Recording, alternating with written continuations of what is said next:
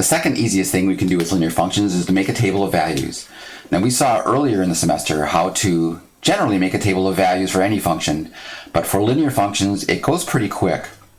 And so this is what I'm going to do. I'm going to write down a couple of facts we know about linear functions, and then we're going to use those to make the table. Now remember what m is, right? It's the slope of z as long as y is being held constant, right? So that we always are going to get this. So along rows, delta z is always going to be m times delta x. Remember, that's only true for linear functions. Now, along columns, that was n. So n is going to be the change in z over the change in y. But remember, that's only true for columns. So if you're moving up or down columns, delta z is going to be n times delta y, like that. Now what we're going to do is try to make a little table. Not going to make a giant table, but we're just going to see if we can't make this work.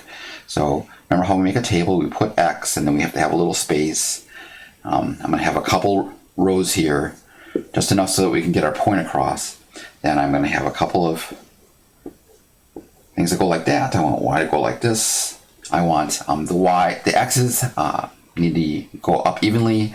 How about if I started something like -1 and go up by 2 each time? So I'm going to go like up by 2, up by 2, up by 2.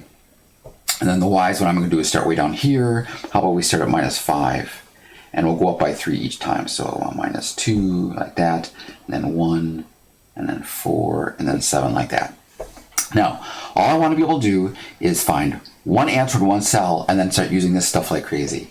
So I'm going to just plug in x is equals 1 and y equals 1 right into here, and I get my first value just like that. That's 18. Now, I don't really want to plug in another number, and I don't have to, and here's why.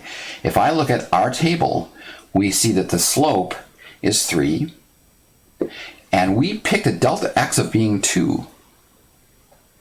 So that says if we move along rows, the delta z is just 6. So this is going to go up by 6. This is going to go up by 6. This is going to go up by 6. And this is going to go down by 6. That just goes a lot faster than plugging in points. But we can do the same thing for the y's, because this n is 4, and we chose a delta y of 3.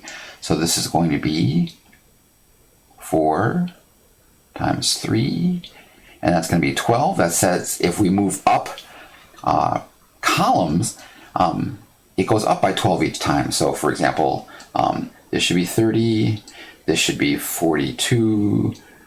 I'm going down by 12. I'm going to go like this. I'm going to go like this. And now we can fill in every way we want, right? We know that going across rows, we're supposed to be going up by 6 each time. So that should make this 36 and 42 and 48. This one I have to go down. I know that going up columns, I know I'm picking weird colors, but here we go, right? This is going to be 36. This is going to be 0. This is going to be -12. This is going to be 48. I'm going across by 6's now, I guess. I actually didn't do that, but here we go. And just add 6 again. I get 54. Add 6 again. I get 60. I'll go down by 12s. Down by 12. That's going to make this 12 and this 0 like this.